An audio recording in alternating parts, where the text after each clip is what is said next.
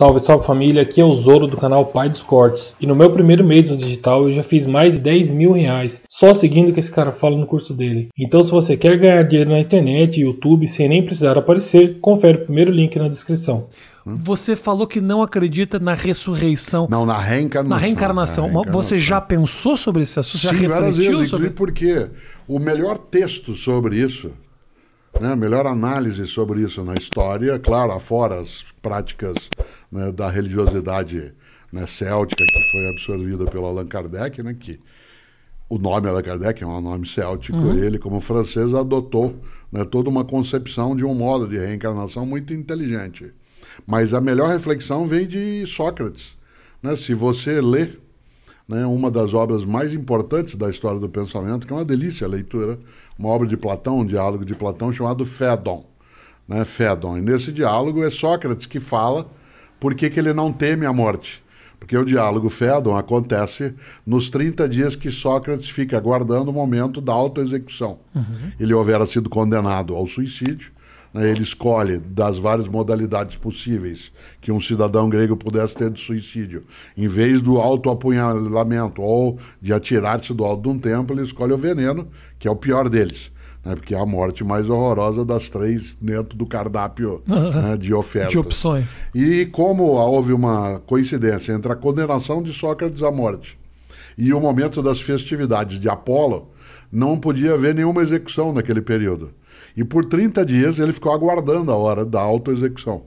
Nesse tempo, nesses 30 dias, ele era visitado pelos amigos, era visitado por pessoas que por ele tinham afeto. E nesse tempo ele fala sobre por que ele não temia morrer. E ao falar isso, ele retoma toda uma reflexão sobre a imortalidade da alma e a possibilidade dela retornar. Né? O kardecismo é um modo específico de reencarnacionismo, o pensamento de Platão, e no caso Aristóteles, né, falando por meio de Platão, está mais ligado aos cultos persas, né, o que se chama de cultos órficos, em que a reencarnação se dá, né, a partir de um tipo de descumprimento, né, de tarefas que a tua essência teria. Toda essa volta é para lembrar que na filosofia o tema foi tratado já há 2.500 anos. Depois, claro, a percepção da reencarnação, ela vem de outros modos, né? Eu não tenho essa crença reencarnacionista. Você tem medo da morte, Cortã? Eu tenho medo, mas não tenho pânico. Há uma diferença entre medo e pânico, né? O medo é quando você fica em estado de atenção. Eu sempre digo, eu tenho repetido isso com frequência, a morte não é uma ameaça, ela é uma advertência.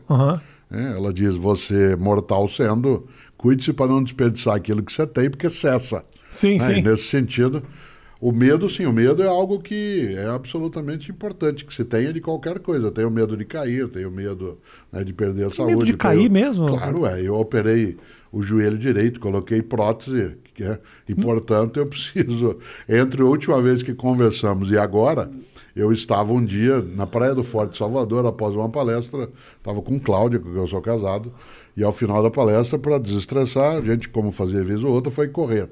E eu fui correr na areia e não notei que tinha um banco de areia. Caí e bati o joelho direito. Não há fratura na região, ela é quase isso, é no subcondral. Fiquei quase um ano de cadeira de rodas, trabalhando, viajando, fazendo o que tem que fazer. E hoje eu tenho que me cuidar, né? Isso significa que o medo é um estado de proteção.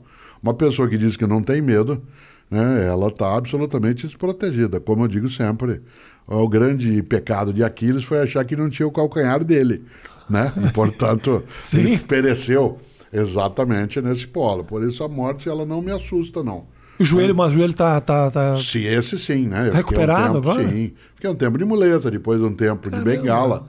O fato de eu ser da área de filosofia e ser um senhor de barba branca, a bengala deu um ar mais provecto, mais circunspecto. Sim, dá uma credibilidade. Ofereceu, né, algumas vantagens, mas depois dela deixei, agora já faz. O período pandêmico, ele favoreceu muito minha recuperação. Porque como eu parei de viajar quase todos os dias de avião, parei de, né, estar em deslocamento contínuo, isso favoreceu. Agora, não é comparável, né, o medo de cair com o medo de se afogar, com o medo, né, de não ter êxito, com o medo, né, de não ser correto, mas tudo isso sim. Por isso, quando você diz, você tem medo da morte? Eu digo, claro, né, seria estranho. Eu teria que ser alienado se eu não tivesse esse tipo de medo. Mas pânico não tenho.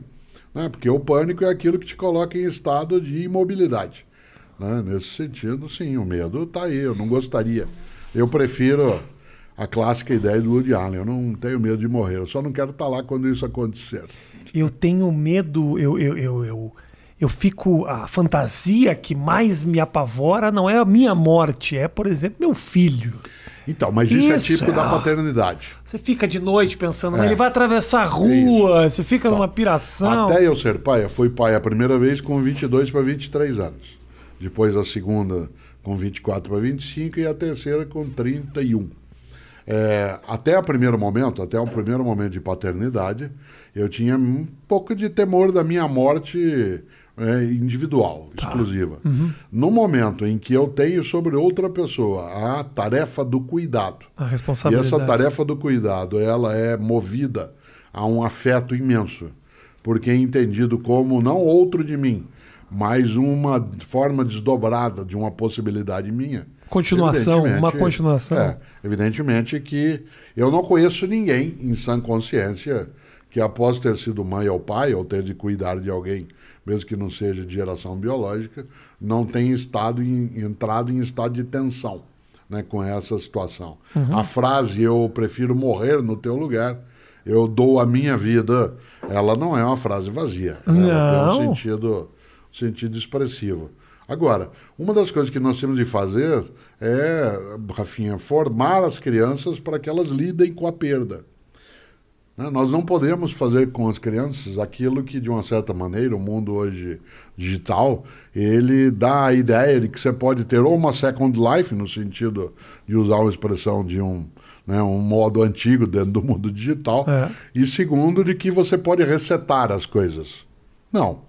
A mortalidade, ela é um fato, como diz a antiga frase, não é que a gente tem a vida curta, a morte é que é muito longa, a gente fica morto muito tempo. Né? Nesse sentido, uma criança ou um jovem, ele tem que ser preparado também para a perda. Um dos equívocos dos tempos mais recentes é que, em nome de poupar uma criança dela passar por algum tipo de desconforto psicológico, ela acaba sendo iludida em relação à vida. Então, de repente, autoestima é diferente de auto-engano.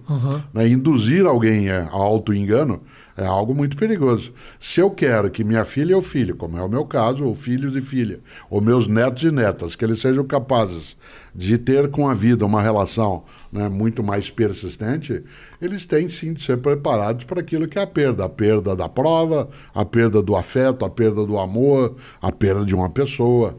E, portanto, é necessário que não se sequestre de alguém seus lutos. Sim. Porque se sequestrar as possibilidades de luto da pessoa, ela não consegue lidar, né, com essa condição. Então, é preciso cautela.